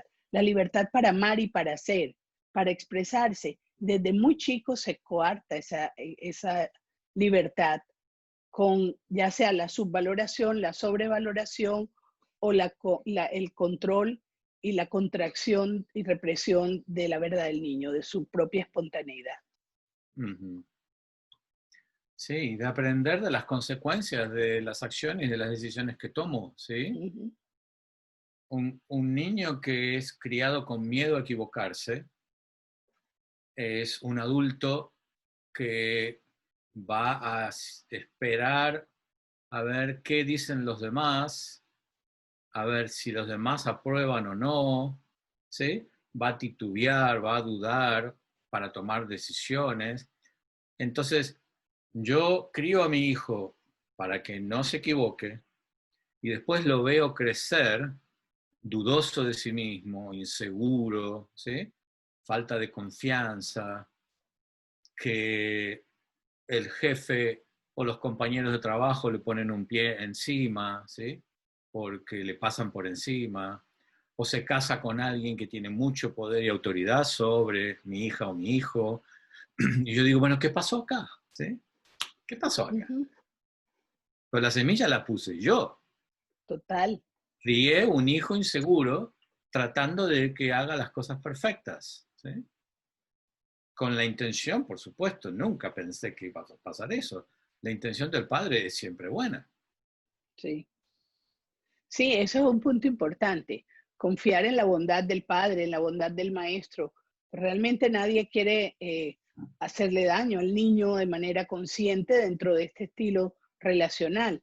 Pero es que también venimos de vidas en la misma manera. Estos son patrones que vienen de generación a generación y son las memorias celulares que quedan de alguna forma en distintos lugares grabados como ¿cierto? Que nos mantienen allí atrapados y que no nos permiten soltarnos a lo nuevo. Entonces, también cuando el niño llega con experiencias nuevas, no sabemos cómo afrontarlo porque se sale del molde que nosotros tenemos como un constructo normal o correcto. Ujú. Sí, si los padres realmente supiéramos las consecuencias de nuestras acciones, muy probablemente no lo haríamos. pero no podemos ver el futuro, no sabemos que este hijo que estoy criticando, ¿sí? O que estoy comparándolo con un hermano mayor o menor para que sea mejor. ¿Sí? Yo critico a mi hijo para que sea mejor, esa es mi intención. Es para que no se equivoque con otros, para que otros no lo critiquen, yo lo critico. Yo lo crío y lo educo en mi casa, ¿sí? Entonces, cuando yo hago eso, jamás espero que mi hijo se va a pasar 10 años de su vida en el sillón del psicólogo para trabajar la baja autoestima, la falta de confianza, la inseguridad, los miedos, la ansiedad, la depresión. ¿Sí? Si yo supiera eso, por supuesto que dejaría de criticarlo ya mismo. Así es, sí. Bueno, y el juicio que hacemos a los niños, pues es la proyección del juicio que hacemos de nosotros mismos. De alguna manera, cuando nosotros estamos criticando al niño con la idea de que sea mejor, es porque también nosotros no nos damos cuenta que ya somos lo mejor que podemos ser. Claro, hemos internalizado también los patrones críticos de nuestros padres y de nuestros abuelos y tatarabuelos. O sea, estas son cosas muy viejas. Ahora, no se trata de viva la pepa en la casa en donde todo el mundo hace lo que se le da la gana, no hay límites, no hay guía. No, o sea, nosotros podemos criar y educar niños con mucha efectividad sin hacer estas cosas de las que estamos hablando, que son patrones tóxicos de crianza, ¿sí? No necesitamos hacer esas cosas para ponerle límites a un chico. O sea, de hecho, si el chico es tratado con respeto desde que es chiquitito, ¿sí? Porque a veces te habrá pasado a ti que alguien dice, bueno, ¿qué hago con mi hijo? Tiene 10 años, grita, me insulta, le pega a los hermanos. Y bueno, ya estamos lidiando con las consecuencias de lo que se hizo con ese chico cuando era chiquito. Entonces, la acción, el trabajo es diferente. Pero si yo trato a un bebé, a un infante, con el respeto de que es un mini humano, ¿sí? que requiere respeto, que merece libertad y autonomía de tomar sus propias decisiones. Por supuesto, es un infante, voy a estar cuidándolo de que no se lastime y ¿sí? de que no cruce la calle sin mirar para los costados. O sea, tengo que enseñar, pero con respeto. ¿Sí? No sé cómo habrá sido en tu familia, en tu cultura, pero donde yo nací, los chicos eran para estar a un costado, que no hablen, que no griten, que no se expresen, ¿sí? y eran considerados algo menos, como algo que les falta algo, ¿sí? Que están incompletos. ¿Sí? Entonces, cuando yo trato a alguien como que está incompleto, como que le falta algo, como que no llega a la calidad esperada, por supuesto que yo voy a estar aquí y el otro va a estar aquí, ¿sí? Entonces, esta va a ser mi relación con mi hijo. Y, sí, por supuesto que lo que diga yo lo voy a corregir, lo que haga se lo voy a criticar, ¿sí? Ahora, cuando yo veo a mi hijo como un ser humano igual a mí, que tenemos roles diferentes, rol de padre, rol de hijo, ¿sí? Y que estoy aquí para guiar, para entrenar, soy un coach, ¿sí? Soy un educador de este chico, pero lo veo como un ser humano, no como menos, ¿sí? No lo disminuyo en mi interior. Está completo, tiene todos los valores humanos. Para mi hijo es tan importante el respeto como para mí. Para mi hijo es tan importante la autonomía como lo es para mí. La libertad, la paz, el amor, el afecto, la comunicación. Todos esos valores ya están en mi hijo. Entonces, si yo no quiero que a mí me fuercen, me impongan y me obliguen a hacer algo, no lo voy a hacer con mi hijo, aunque tenga 2 años. ¿Sí? Entonces, Sí. ¿no quieres comer? Pues no comas. ¿No quieres comer en 1 hora? No comas. ¿No quieres comer en un día? No comas. al otro día vas a estar muerto de hambre, ¿sí? Sí, En lugar de forzarte la cuchara y obligarte a comer. O sea, sí. un día va a tener hambre, ¿sí? Entonces, que vea las consecuencias de su experiencia y de sus decisiones. Sí, atravesar los momentos como van dándose, ¿no? Porque fíjate que en este ejemplo que acabas de poner hay algo que me parece muy importante. Nosotros nos quejamos mucho del abuso, de los chicos que abusan o del bullying o este tipo de situaciones. Y sin embargo, ¿qué es realmente un abuso? ¿Qué es lo que hace alguien que abusa del otro? Le forza la voluntad. Y cuando nosotros a un chico le estamos forzando a tomarse la sopa que no le gusta, estamos forzando la voluntad. No porque es que lo alimenta, pero si en este momento no le va y su cuerpo no lo recibe, forzarlo es dejarle una relación tóxica con el alimento o con la relación con el padre o permitir que otros abusen si se somete en el momento que yo lo estoy enseñando. Entonces quiero que aprenda a no dejarse abusar en el mundo, pero yo lo abuso en casa cuando es pequeño. Entonces, Ah, este tipo de contradicciones son toda esta toxicidad que luego no sabemos cómo llevar cuando son un poco más grandes. uh-huh. Sí, sí. Sí, eso también va al abuso sexual, ¿sí? Totalmente. El que el chico no tenga jurisdicción sobre su cuerpo, ¿sí? Entonces, lo abrazo cuando no quiere, ¿sí? Eh, es como que el mensaje que le mando es que tú no tienes poder sobre tu cuerpo, ¿sí? Entonces, te visto como yo quiero, te corto el pelo como yo quiero, ¿sí? Ese tipo de cosas. Eh, te digo que abraces al tío o a la tía que no quieres abrazar, ¿sí? Te obligo a que le des un beso a la abuela cuando entras y tú no quieres. Entonces, un día me entero que mi hija o mi hijo ha sido abusado sexualmente por alguien por no sé cuánto tiempo y me pregunto, ¿cómo pudo pasar eso? ¿Y cómo pudo pasar eso? Porque le enseñé que no tiene poder sobre su cuerpo, ¿sí? Que no Sí, puede poner límites, que no puede decir, no me toques, no quiero que me toques, no quiero darte un beso, no quiero darte un abrazo. Y que lo pueda decir, ¿sí? Entonces, un chico que se le enseña la jurisdicción sobre su cuerpo, no va a ser un chico que va a ser fácilmente sexualmente abusado, o toqueteado, o manoseado, ¿sí? Porque ese chico te pone límites. sí, sí. Luis, Claudia Nieto pregunta, ¿dónde quedan las rutinas de la cotidianidad, los horarios de comida, las horas de acostarse?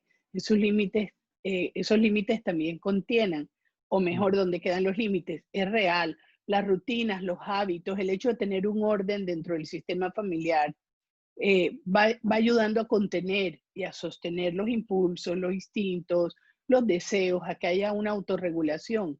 Realmente yo creo que esto viene mucho más desde el ejemplo, ¿cierto? Que desde la imposición, desde los hábitos que ya tenemos como sistema, más que de tener hábitos solamente para el niño. Uh-huh. ¿Cómo lo ves tú? Sí, se trata de un adulto con inteligencia emocional, ¿sí? Porque si yo le digo a mi hijo que vete a lavar los dientes y mi hijo no va, y le vuelvo a decir que se vaya a lavar los dientes y mi hijo no va, entonces ya después le grito, y después ya lo agarro de un brazo y lo llevo al baño y le pongo el cepillo y que se lave los dientes. O sea, ese es un límite, ¿sí? O sea, ok, nos lavamos los dientes todas las noches antes de irnos a acostar, por ejemplo. Le explico al chico por qué. El chico no lo entiende, ¿sí? O no lo quiere entender, no le gusta, ¿sí? Entonces, aquí entra la inteligencia emocional. ¿Cómo manejo esto? ¿Lo manejo forzando? ¿Lo manejo a los golpes? ¿Lo manejo a los gritos?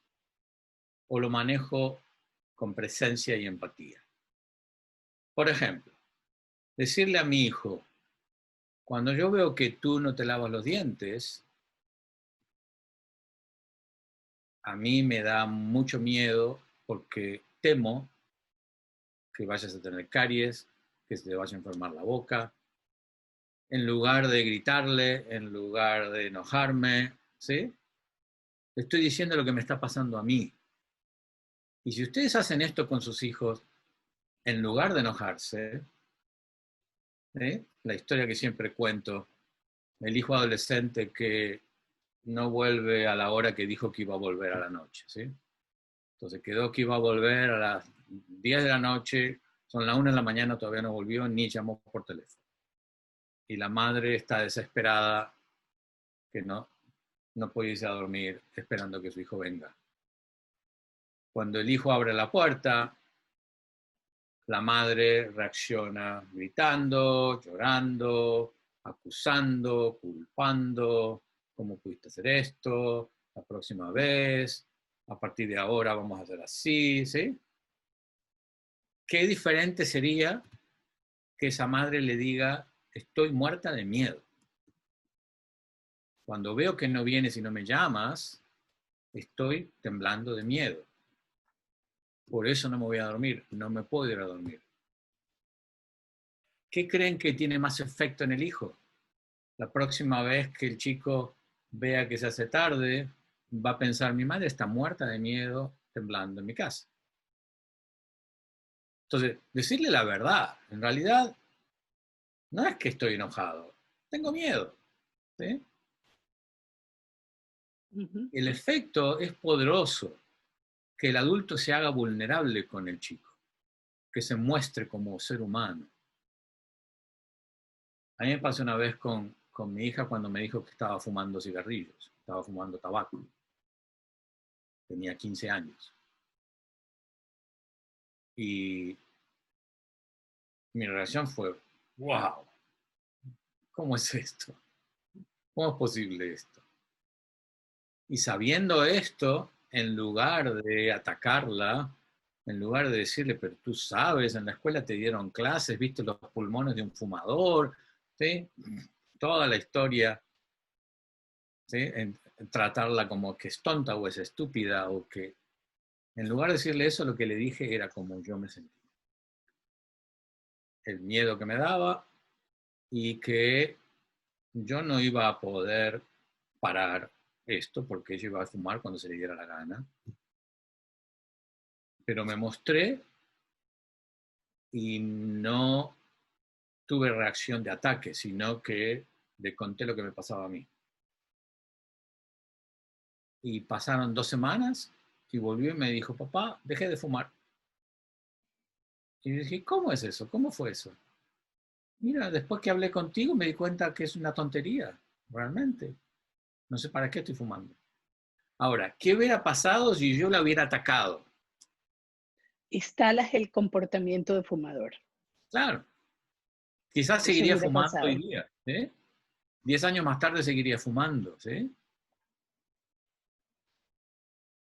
Sí. Luis, es real. Nosotros necesitamos ser muy empáticos y poder también entender que el otro va a necesitar aprender de su experiencia. Dice el dicho popular que nadie toma experiencia en cabeza ajena. Pero también es cierto que hay elementos y detalles de momentos. Por ejemplo, aquí hay una pregunta de Narda que dice, ¿cómo manejar el tema de la alimentación sabiendo que tu hijo está bajo de peso, que es muy importante la buena alimentación? Ya lo hemos dialogado, le hemos explicado por qué es importante la alimentación para el cuerpo. Y no pasa nada. ¿Qué pasa cuando ya llegamos a puntos límites? Que yo creo que esto es parte de lo que detona mucha ansiedad también en los padres, cuando hay una situación que genera una gran impotencia y no se sabe cómo abordar. Uh-huh. Bueno, por un lado, infórmense, ¿sí? Que tú digas está bajo de peso, ¿qué significa? ¿Quién decidió ese peso? O sea, si está verificado de que está en una situación de peligro, es una cosa, ¿sí? Pero ¿quién decidió que él está bajo de peso? ¿Te lo dijo el médico? ¿Está en peligro? ¿Qué pasa si tu hijo no come por 3, 4, 5, 10 días? ¿Cuánto tiempo necesita un ser humano para morirse de hambre? tienen que pasar más de 50 días, ¿sí? Entonces, no sé, porque acá no sé cuál es la situación, ¿sí? Si es una situación de riesgo, y bueno, ponle una intravenosa, ¿sí? Le das la alimentación para salvarle la vida. Pero si es tu opinión de que está bajo de peso. No, ella dice que es un patrón clínico. Ella dice que es un patrón clínico. Bueno, en ese caso tendrás que ver, tendrás que informarte bien, ¿sí? Yo yo prefiero que mi hijo vaya viva la experiencia. Y un ser humano tiene hambre cuando tiene hambre, si es una situación normal. Si hay una enfermedad, bueno, es diferente. Tienes que trabajar en equipo con los médicos, con el nutricionista y hablar con tu hijo desde el corazón, ¿sí? No desde un lugar impositivo, de juicio avergonzante, culposo. Trata de hacerlo desde el mejor lugar posible. Desde ese lugar él te va a entender mucho más que trates de imponerte. Y yo creo aquí, Luis, que aquí también entran factores que siempre todo tiene una variedad de causas. Pueden ser, este es el efecto. El efecto que se ve es que el niño tiene un problema de alimentación o un problema con la alimentación.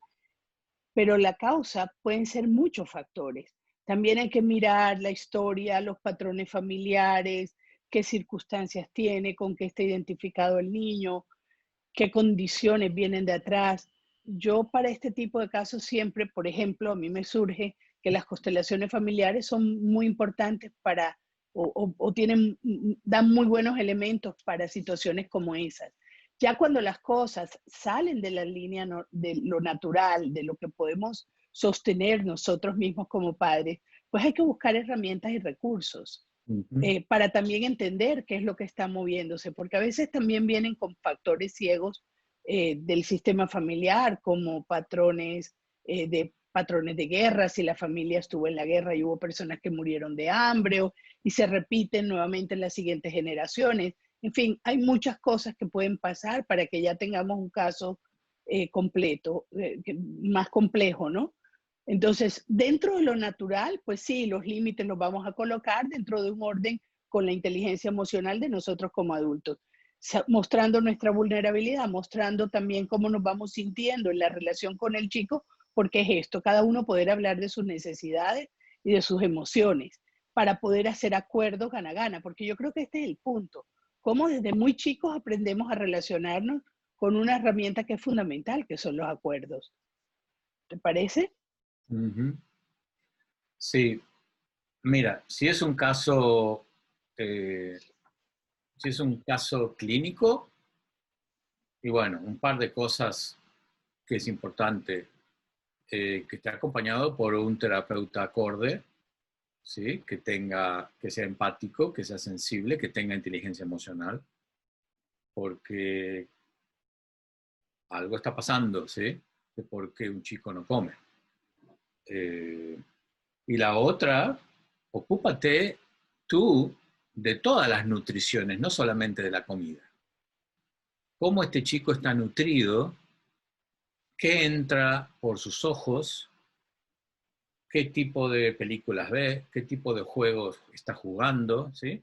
Qué entra por sus oídos, qué está pasando en la familia, qué cosas escucha. Hay toque, hay caricias, hay abrazos, tú pasas tiempo con tu hijo en donde le das nutrición física, contacto. Entonces, acá no se trata solamente de llenar el estómago de comida. Y pues, también son temas de conexión con la vida, ¿no? La comida es a través de lo que comenzamos la vinculación, además. Nuestra primera relación es con el pecho de la madre, ¿no? Entonces, de alguna manera aquí vienen muchos factores que pueden incidir. Y sin embargo, bueno, yo creo que es muy importante la tranquilidad que como padres podamos tener, aun cuando las condiciones no sean difíciles, como nosotros también aprendemos a sostenernos nosotros mismos, porque siempre pensamos cómo sostengo al niño, cómo hago para que el niño esté bien. pero es que si yo no estoy bien, no puedo aportar bien. Y esto del poder darlo desde la conciencia de que solo lo que yo soy, lo que yo tengo, es lo que voy a poder entregarle a otro, pues nos lleva a que veamos la importancia de poder sostenernos y cuidarnos y atendernos a nosotros mismos y nuestras propias necesidades emocionales, eh, el poder tener recursos para gestionar los momentos que nos cuesten, ¿no? Absolutamente. Sí. Sí, si se trata de nutrición, hay que ver todos los niveles de nutrición, ¿sí?, que un ser humano necesita. Sí, aquí también hay unas preguntas, Luis. Bueno, preguntaba cómo trabajar, Luz Estela, cómo trabajar las pataletas de los niños de 2 años y medio. Ujú, Esa es una edad increíble para que los instintos salgan a la luz. ujú. Y es la edad en que el ser humano empieza a dejar de ser auténtico, ¿sí? El niño que hace una pataleta a los 2 años y medio y a los 4 años es tímido, algo pasó. En realidad, si yo tengo un nene de 2 años y medio que está echando una pataleta, le voy a decir, sí, sí, sí, sigue, sigue. Qué quieres romper? A ver, vamos a agarrar una revista, un periódico, rompamos, rompamos, hagamos ruido, sí, gritemos, gritemos. En lugar de pararlo, a ayudarlo, ¿sí? Por supuesto, no lo hagas en medio de una reunión familiar. Te vas a una habitación, te vas a un baño, te vas al auto, pero le estás diciendo al chico, le estás validando lo que siente y después conversar. Cuando se calmó, porque se va a calmar, la pataleta no dura para siempre. Es una explosión energética, ¿sí? Es como una contracción que se abre. Después hablar, bueno, a ver, ¿qué pasó? ¿Qué pasó? ¿Cómo fue esto? ¿Cómo se sintió? ¿Dónde lo sentías? Entonces, ayudarlo a, esto es inteligencia emocional, ayudarlo a que se conecte con su cuerpo emocional, que lo empiece a descubrir. Es chiquito, tiene 2 años y medio, está empezando, ¿sí?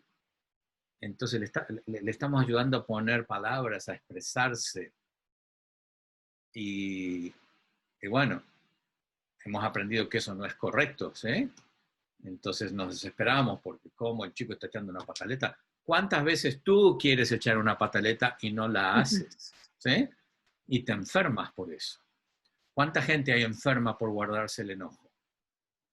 Los Así hospitales es. están llenos de gente que ha reprimido el enojo por años. No le hagas eso a tu hijo. Edúcalo. Edúcalo acerca de lo que es el enojo. ¿Por qué sucede el enojo? El enojo no es algo malo. El enojo es un mensaje de nuestro cuerpo que está diciendo que hay algo que no quiero, hay algo que quiero cambiar. Y la cosa no cambia, por lo tanto, como no cambia, me expreso, ¿sí?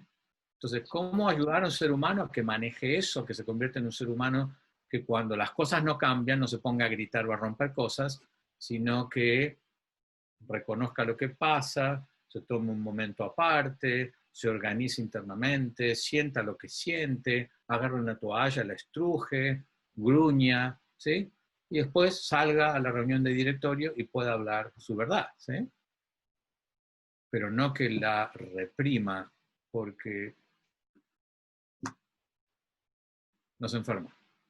Sí, toda la energía que se contrae con la represión de una emoción, lo que va con el tiempo a generar es mayor tensión y nos va a cortar la energía vital para que siga funcionando todo nuestro sistema. Entonces, pues es una muy mala opción el hecho de estar reprimiendo y controlando. Lo que necesitamos es buscar una manera creativa de llevarlo y de gestionarlo. A mí, por ejemplo, cuando mis hijos eran chicos, una de las formas que me ayudaba mucho en estos casos era también llevarlos a la bañera. El agua ayudaba muchísimo. O que fueran a la piscina, por ejemplo, cuando yo veía que estaban alterados. Y en esto me acuerdo de un ejemplo de una amiga común. Marianela me contaba alguna vez algo que pasaba con su nieto y fue que cuando el chiquito se graduó de preescolar, solo dejaron que a la ceremonia fueran el papá y la mamá, y ella pidió que por favor la abuela le mandaran le hicieran un video que ella lo quería ver, salió a las 8 de la noche de consulta, directo para la casa del chico, para llevarle un gran regalo de graduación de preescolar, y ponen el video y ella comienza a verlo con toga y birrete y dice, qué belleza de toga, qué birrete tan lindo. Abuela, es un sombrero. Y qué hermosa medalla llevas en el pecho, horrorosa.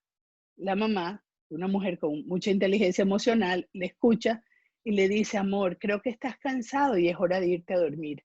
Y el niño contesta, entonces, ¿por qué estoy cansado hablo mal? Y ella le dice, sí, mi amor. Y entonces le dice, abuela, me voy a dormir porque estoy cansado y te digo grosero. A mí esa historia, cuando la escuché, me llegó muchísimo porque era un gran mensaje de educación. Cómo conectó con la necesidad del niño. Estás cansado y cuando uno está cansado está irritable. No es que seas un niño grosero.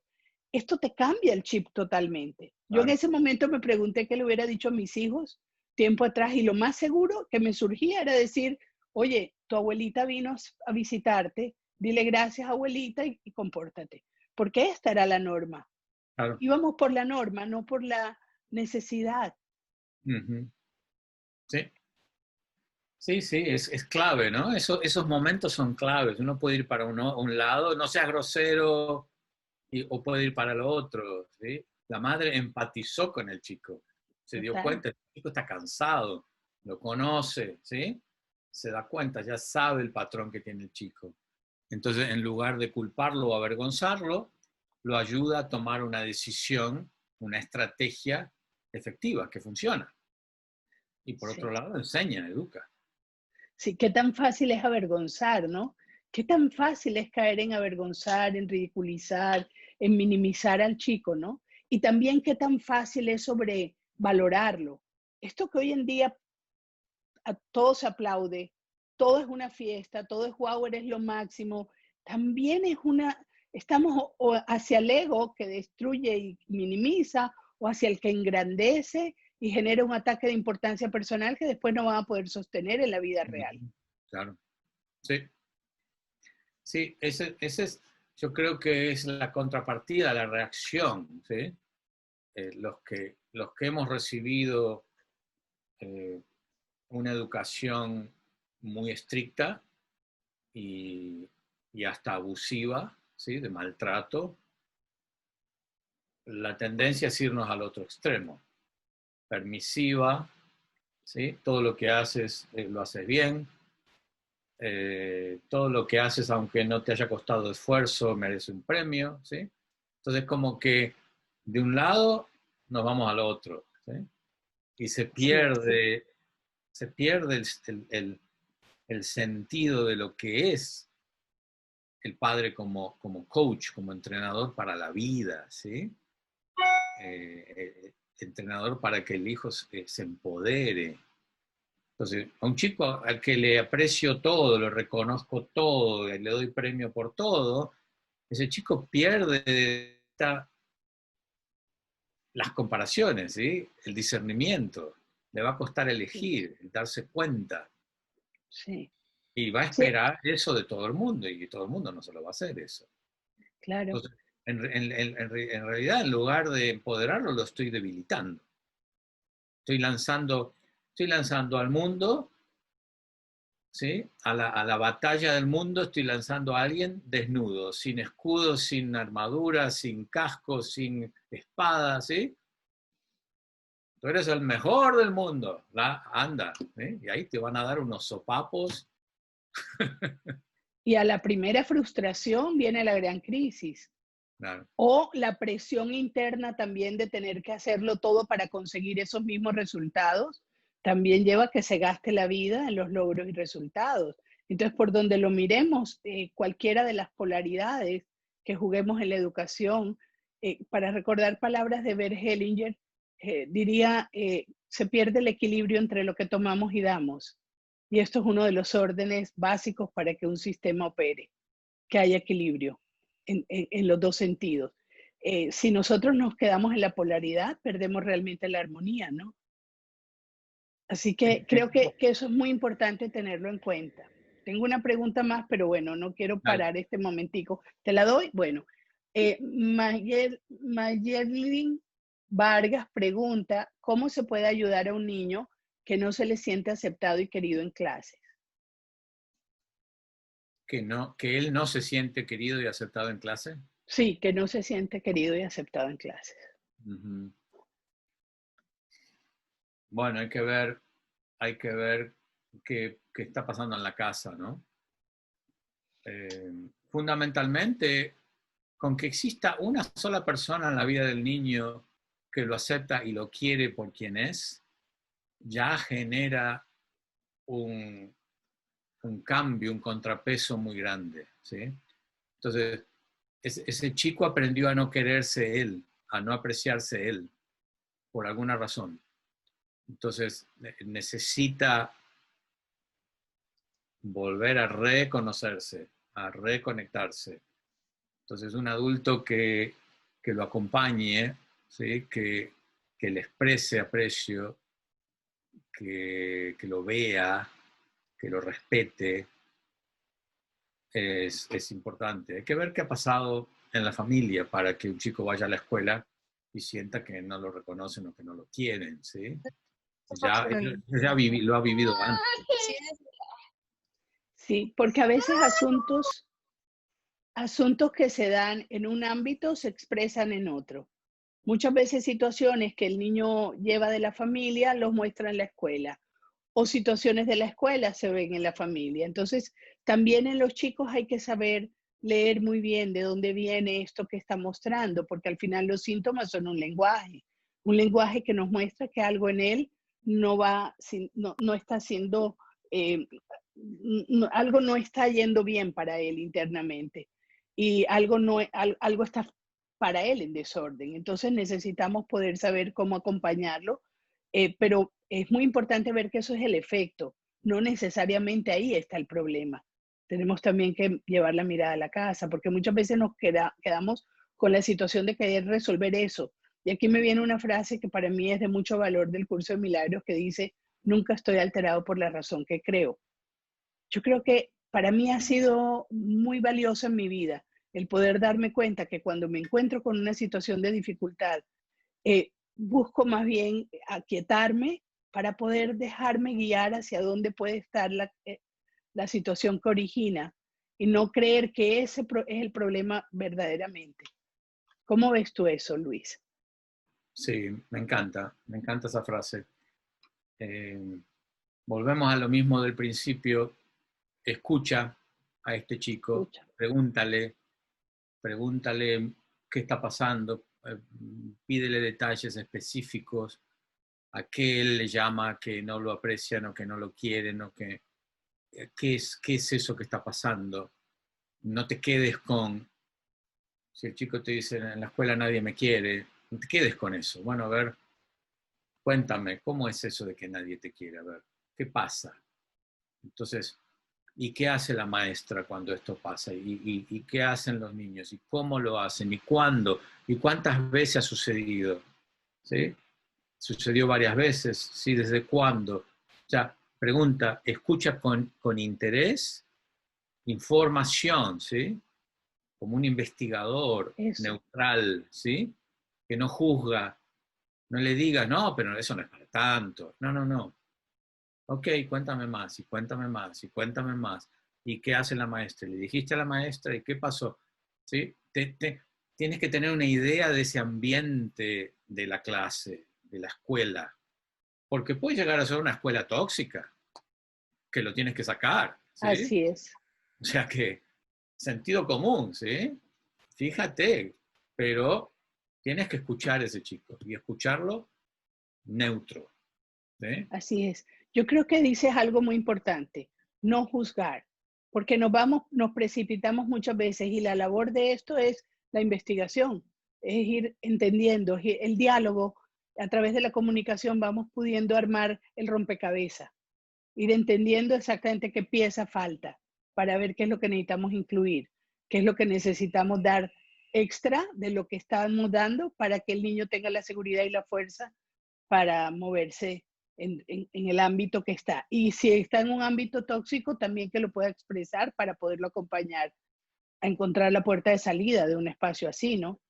Aquí Claro. también pregunta pregunta Ana Elvira, cuando el niño es oposicionista, ¿cómo ayudarlo a ir tomando posición más flexible? ¿Y a qué se debe el oposicionista? Ser oposicionista. Bueno, la edad del chico es importante aquí. Yo algo que he visto y aprendido es que el chico que es oposicionista puede ser oposicionista por varias razones, ¿sí? Primero, ¿qué es ser oposicionista? Pero lo que me imagino que es que te dice que no, que te retruca, que se opone a lo que le dices, que siempre tiene algo para decirte en contra de lo que tú dices. Una, te está pasando la factura por haberlo forzado, haberlo obligado en el pasado. Dos, está tratando de generar su propia identidad, porque ese chico en 10 años va a ser un adulto, o en 5, no sé, ¿sí? No sé la edad que tiene. Piensa, ¿cuándo va a ser adulto tu hijo? Esos años pasan rápido. Y lo que tú quieres es que tu hijo sea un adulto empoderado, no un adulto sumiso, inseguro, ¿sí? Dudoso de sí mismo. Entonces, hay una etapa que muchos padres pasan y lo toman con mucho dolor, y a mí me ha pasado también, que es la etapa en donde tu hijo o tu hija te contradicen, hacen las cosas a su manera, ¿sí? No quieren que les diga lo que tienen que hacer, y nosotros tomamos personalmente, ¿sí? Lo tomamos como que, ay, ya no me quiere más, o me va a dejar de querer, o, ¿sí? Dispara nuestras propias heridas, ¿sí? Nuestra propia inseguridad emocional. Y en realidad lo que está haciendo tu hijo, en ese caso, es diferenciarse, ¿sí?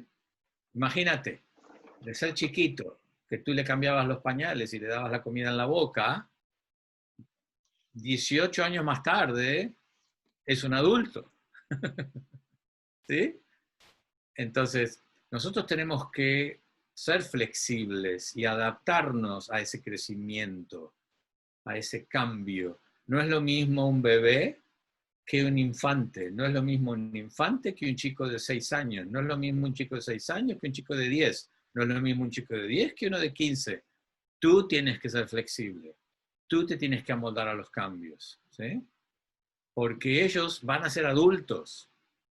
Entonces necesitan diferenciarse de nosotros y nosotros tenemos que darle espacio. Entonces no sé cuál será la situación. ¿Sí? Si tu hijo está muy herido emocionalmente, puede ser un rebelde sin causa, ¿sí?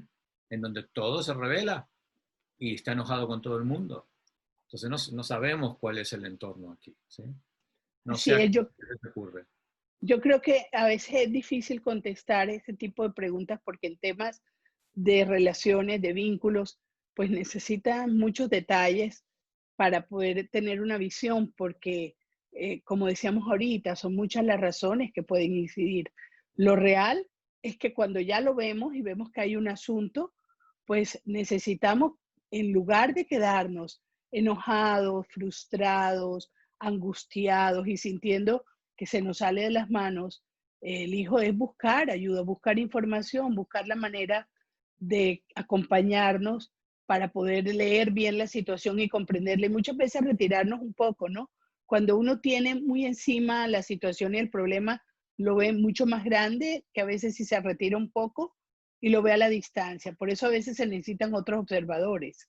Entonces, es importante esto tenerlo en cuenta, porque realmente no hay una receta. Esto es un tema de cada ser humano es un universo y cada familia y cada padre tiene una historia. Son muchas las historias conjugadas en un sistema familiar.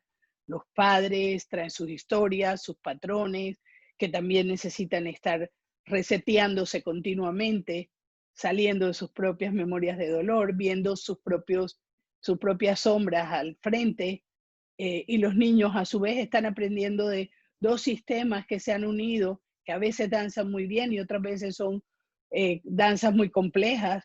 Entonces, ¿cómo vamos llevando esto? Hace que cada familia sea única y tenga sus propias dinámicas. Pero lo real es que tengamos inteligencia emocional. Yo creo, Luis, Y aquí hay varias preguntas y me gustaría contestarlas todas, pero sé que no tenemos ya mucho tiempo. Nos preguntan qué hacer cuando un niño llora mucho, cómo se corrige el tema de la sobrevaloración. Hay un caso también que nos pregunta Ariana sobre su chiquita que no conoció al padre y ahora el padre ha regresado y le piden que la tenga que ver por cámaras y ella se resiste y se ha vuelto agresiva, en fin. Muchos son, y aquí también nos preguntan Elvira, bueno, Validar, que validar, validar, validar, validar, validar. y no Llora, confrontarnos. el chico Sí, que llore. llora, llora, veo que lloras mucho, veo que estás muy triste, veo que estás muy enojado. ¿Quieres llorar? Llora, llora, llora, ¿sí? En lugar de no llores, deja de llorar, ¿sí?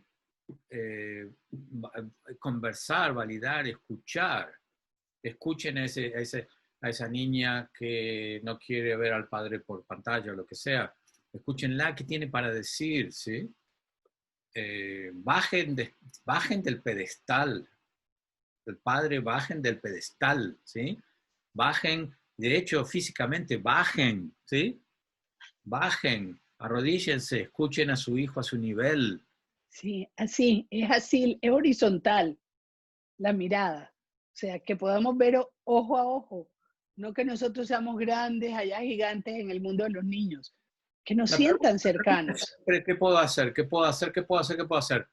Escucha, escucha. Escucha sin juzgar, escucha sin criticar, escucha sin comparar, escucha sin dar ideas, ¿sí? Sin aconsejar. Escucha, te conviertes en una oreja, ¿sí? Y ves qué pasa. Hay algo muy poderoso que pasa en la persona cuando es escuchada. A ti te habrá pasado, Tere, de tener pacientes que vienen, tienen una sesión contigo, se van y yo, por ejemplo, se iban y yo me quedaba desconforme. No, que esta sesión fue una sesión terrible, ¿sí? No hice nada. No hice No nada, hice nada. no hicimos nada, no logramos nada. Y me quedo todo. Y, y, y el tipo viene la semana que viene o la mujer me llaman. Ay, gracias, esa sesión no sabe todo lo que me ayudó. Y cuando me pongo a pensar qué pasó en esa sesión, es que yo era una gran oreja. Tal y ¿Sí? cual. Simplemente escuchar. Entonces, escuchar es terapéutico, escuchar es sanador, escuchar es transformador. Entonces, el adulto empieza, ¿qué hago? ¿Qué hago? ¿Qué hago? Ay, llora, patalea. ¿Qué hago? ¿Qué hago? Escucha. Y fíjate cómo las cosas empiezan a resolver simplemente porque escuchas. Es presencia, Luis, ¿verdad? Es la presencia, el estoy aquí contigo, estoy. Mira, yo tuve un caso hace muchísimos años, estaba yo joven, era terapeuta joven en ese momento, y ¿Aló? me llegó un chiquito muy enojado. Bueno, no me hablaba, llegó la primera sesión y yo le pregunto, bueno, ¿qué pasó? ¿Qué haces aquí? Nunca me contestó, nunca me saludó, pero venía a sus citas. Como a la tercera o cuarta cita yo llamé a un mentor a Bogotá que dirigía un instituto de psicoterapia infantil y le digo, mira, no sé qué hacer con este niño. No hay manera de acercármele, de conexión. O sea, viene, bueno, yo conocía ya la historia, una historia familiar compleja, pero no lograba acercarme. Y él me dijo, sigue jugando. Él llegaba, cogía un juego de mesa, lo ponía en la mesa y eso era todo. Y me dice, sigue jugando. Duré 3 meses jugando. Nunca ni buenos días, ni buenas tardes, nada. Iba 2 veces por semana a jugar conmigo. Y yo me sentía que estaba estafando a los papás porque cobraba como terapeuta y estaba en rol de recreacionista. A los 3 meses me llamaron de la escuela. ¿Tú eres la psicóloga que atiende a tal niño? Sí, mira, tuvo un problema y vamos a llamar a los padres y pidió que por favor a los padres no, que llamáramos a la psicóloga. Él fue el que nos dio tus datos. Ahí empezó un proceso que duró un rato con una persona que logró moverse en la vida. ¿De qué manera? Porque era un chico que usaba estas cosas que se ponían en las manos para dar puños, estas cosas metálicas. Bueno, era súper violento, pero es el ser más dulce que conozco. Manopla, sí. Sigo sintiéndolo muy cerca. Y todo lo que pasó allí fue que me permití estar para él. No era más los primeros tiempos. A veces no nos estresemos tanto por lo que tenemos que decir, por lo que tenemos que hacer. Seamos, simplemente seamos nosotros allí presentes con nuestra energía, con nuestra claridad, con nuestra tranquilidad. Irradiemos eso que somos, vibremos en buena onda, como diría un adolescente. Que eso es lo que realmente conecta. Y yo creo que desde ahí podemos empezar nuestro trabajo como acompañantes, ¿no? De los chicos. Uh-huh. Sí, en realidad una de las claves de la inteligencia emocional es la escucha empática. Así es. En la escucha empática te estoy diciendo, existes, te veo, eres importante para mí, ¿sí? Aquí estoy, cuentas conmigo. ¿Sí? Te veo y te reconozco. Eso que acabas de decir, te veo y te reconozco.